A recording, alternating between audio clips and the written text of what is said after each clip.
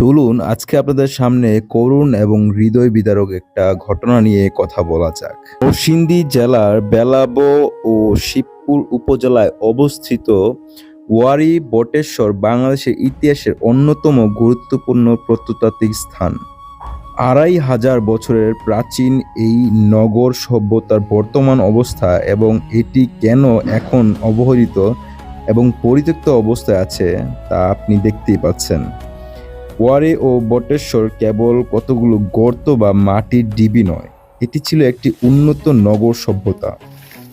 প্রত্নতাত্ত্বিকদের মতে এটি প্রায় ৪৫০ খ্রিস্টাব্দের একটি দুর্গ নগরী ছিল। এখান থেকে প্রাপ্ত মাটির নিচে রাস্তা, পুঁতি এবং রৌপ্য মুদ্রা প্রমাণ করে যে দক্ষিণ এশিয়ার মধ্যে রোমান বা দক্ষিণ পূর্ব এশিয়ার বাণিজ্যিক ব্যবস্থা কতটা স্ট্রং ছিল।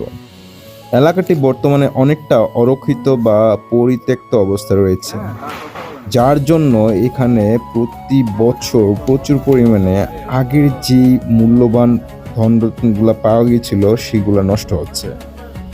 আর বেশিরভাগ সময় ব্যক্তিগত মালিকানাধীন জমি হওয়ার কারণে এটাকে ভালোভাবে সংরক্ষণ করাও যাচ্ছে না। আর এইদিকে সরকারের কিছু গাফিলতি তো দেখাই যাচ্ছে। যতটুকু দেখতে পেলাম ততটুকু দেখার পর এতটুকু বুঝতে পারলাম যে প্রত্নতাত্ত্বিক ডক্টর সুফি মোস্তাফিজুর রহমান এবং স্থানীয় সংগ্রাহক হানিফ পাঠান ও তার পরিবার এই এলাকাটিকে রক্ষণাবেক্ষণের জন্য লড়াই করে গিয়েছেন অনেক বছর। কিন্তু সরকারিভাবে বড় কোনো বাজেট বা পূর্ণাঙ্গ প্রত্নতাত্ত্বিক পার্ক তৈরি কাজটি ঝুলে থাকার কারণে এখনও এটা পরিত্যক্ত অবস্থায় মনে হচ্ছে।